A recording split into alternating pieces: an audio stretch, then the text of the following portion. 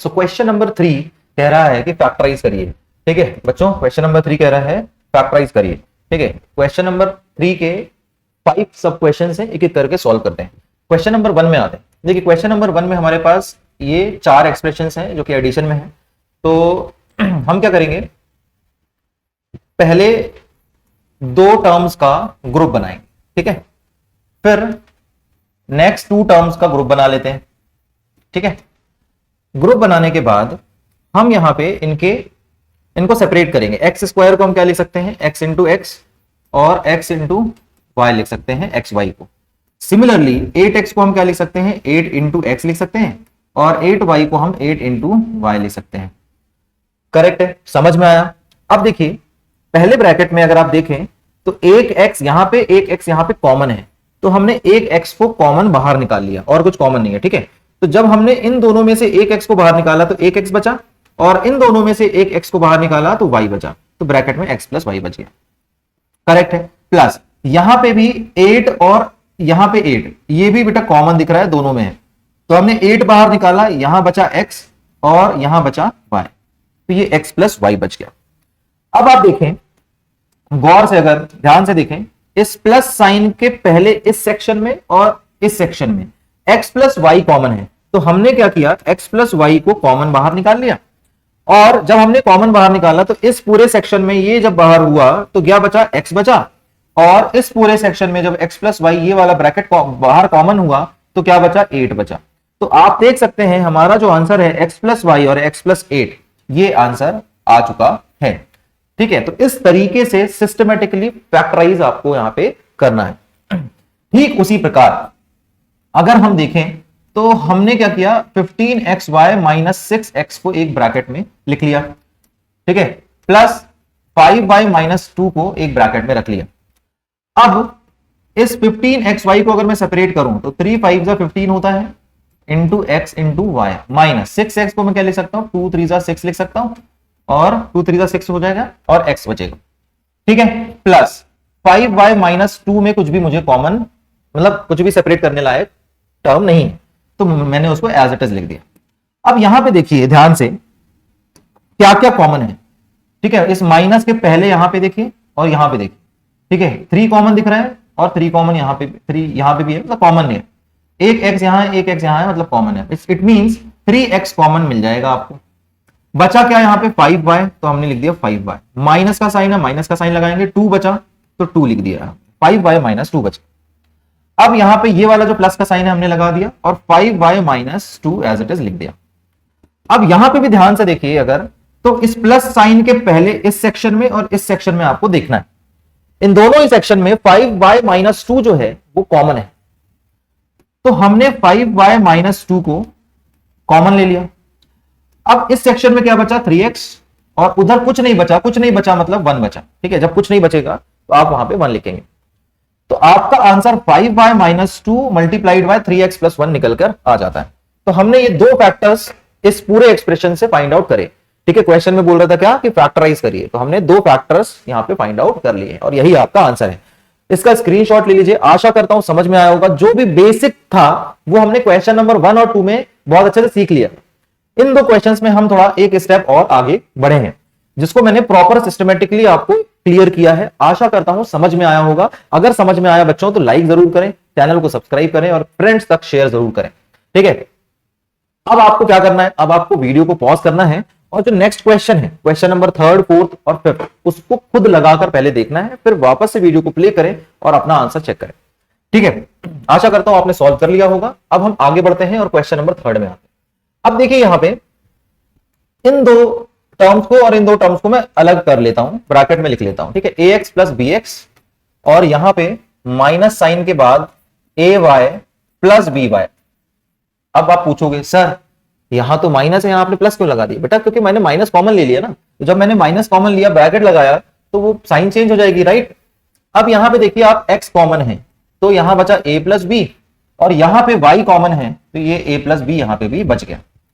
अब बच्चों इस माइनस साइन के पहले इस सेक्शन में और इस सेक्शन में, इन दोनों सेक्शन में देखिए a प्लस बी कॉमन है, करेक्ट। तो मैंने क्या किया, a प्लस बी को कॉमन ले लिया। Is that clear? अब जब a प्लस बी कॉमन लिया तो यहां पे x बचा, मैंने x लिख दिया, माइनस साइन लगाया, और यहां पे y बचा, मैंने y लिख दिया। तो a plus b into x minus y आपका आंसर आ गया। ठीक है, समझ में आया? आगे बढ़ते हैं। अब यहां देखिए, यहां पे अगर आप देखेंगे तो पहले दो सेक्शंस में 15 15 दिख रहा है, इट मींस 15 कॉमन हो सकता है। अब हम थोड़ा सा डायरेक्ट कर रहे हैं इसको, राइट? अब आप सीख चुके हैं। नेक्स्ट टू टर्म्स में अगर आप देखेंगे तो 9 और 25 में कुछ भी कॉमन नहीं है, Q और P में भी कुछ कॉमन नहीं है, तो यहां पे हमें इनको रीअरेंज करना पड़ सकता है। तो आइए देखते हैं कि क्या क्या रीअरेंज हो सकता है। अगर मैं इन दोनों पेयर को ले लूं, ठीक है, इन दोनों पेयर को ले लूं और इन दोनों पेयर को ले लूं, तो शायद कुछ बात बन जाए। तो मैं क्या करता हूं, 15PQ प्लस 9Q लिख लेता हूं, ठीक है, साथ में, और बचा क्या, 25P और प्लस 15 बचा, तो इन दोनों को मैंने साथ में ले लिया। Is that clear? अब देखिए 15 को मैं क्या लिख सकता हूं, मैं लिख सकता हूं 3 5 से 15 होता है, तो 3 इंटू 5 PQ लिख सकता हूं, प्लस 9Q को मैं लिख सकता हूं 3 into 3 into Q, plus 25P को मैं 5 इंटू 5P लिख सकता हूं, प्लस 15 को मैं 3 इंटू 5 लिख सकता हूं। ठीक है, अब हम कॉमन कॉमन ढूंढेंगे कि कॉमन क्या है। प्लस के पहले इधर अगर आप देखें तो एक ये 3 कॉमन है, दोनों में है, क्योंकि 5 कॉमन नहीं है, और एक ये Q कॉमन है। तो मैंने क्या किया, 3Q जो कि कॉमन है उसको बाहर निकाल लिया। जब बाहर निकाला तो यहां बचा आपका 5P, ये प्लस का साइन, और यहां बचा आपका 3। ठीक है, यहां पे क्या बचा, 3 बचा। ठीक उसी प्रकार यहां पे 5 और ये 5 कॉमन है, तो यहां क्या बचेगा, 5P, ये बचा, और यहां पे प्लस 3 बचा। अब आप देखें ध्यान से, अगर तो इस प्लस साइन के पहले इस वाले सेक्शन में और इस प्लस साइन के बाद इस वाले सेक्शन में 5P प्लस 3 कॉमन फिर से आ रहा है। तो हमने क्या किया, 5P प्लस 3 को कॉमन ले लिया। अब जब इसको कॉमन लिया तो यहां क्या बचा, 3Q बच गया, प्लस जब हमने इसको कॉमन लिया तो यहां क्या बचा, 5 बचा। तो बच्चों आप देख सकते हैं दो फैक्टर्स निकल के आ गए हैं, 5P plus 3 and 3Q plus 5, ये दोनों ही फैक्टर्स। ठीक है, ये हमारे आंसर है। ठीक है, समझ में आया कि नहीं? बहुत ही इंपॉर्टेंट क्वेश्चन है, अच्छा क्वेश्चन है, इसका स्क्रीनशॉट ले लीजिए और फिर हम आगे बढ़ते हैं। ठीक है, तो इस एक्सरसाइज का, एक्सरसाइज नंबर 12.1 का आखिरी क्वेश्चन हम सॉल्व करने जा रहे हैं। आइए देखते हैं सॉल्व कैसे करेंगे। अगर आप पहले दो टर्म्स को लेंगे तो यहां पे कुछ कॉमन हिस्सा नहीं दिख रहा मुझे।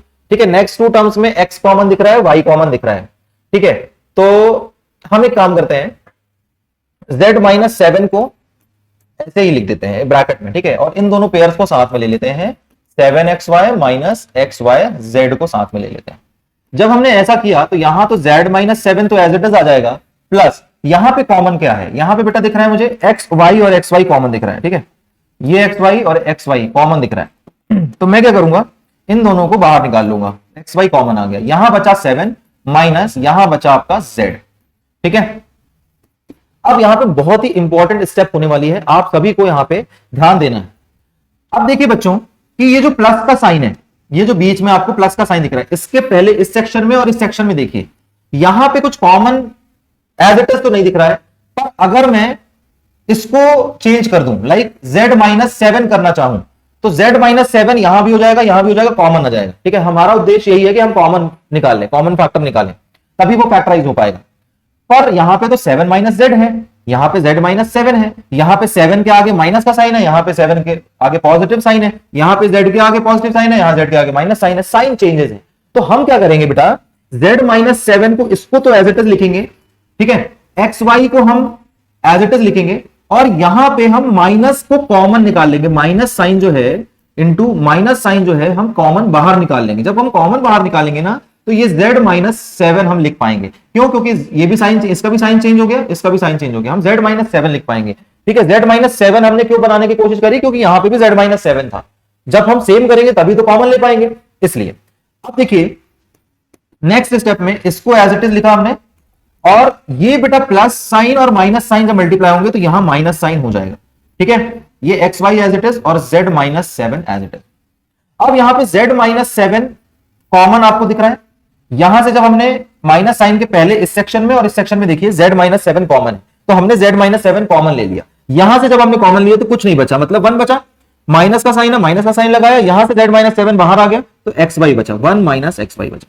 तो आप देख सकते हैं हमने यहां पे भी दो फैक्टर्स फाइंड आउट कर लिए हैं, z-7 multiplied by 1 minus xy। ठीक है, तो ये है आपका रिक्वायर्ड आंसर। तो यहां पे हमने बहुत ही इंपॉर्टेंट स्टेप फॉलो की है, तो आपको इसको ध्यान रखना है कि अगर आपको चेंज करना है ना, टर्म्स को इधर उधर करना है और बीच में माइनस का साइन लगा है, तो आप माइनस कॉमन लेंगे तो साइन चेंज हो जाएंगे और आपको जो चाहिए वो प्राप्त हो जाएगा।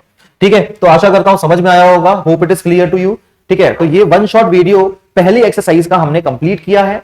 अगर आपका प्यार मिला तो हम नेक्स्ट एक्सरसाइज भी बहुत जल्दी आपके सामने लेकर आएंगे। तो मिलते हैं नेक्स्ट वीडियो लेसन में, तब तक के लिए जय हिंद, जय भारत।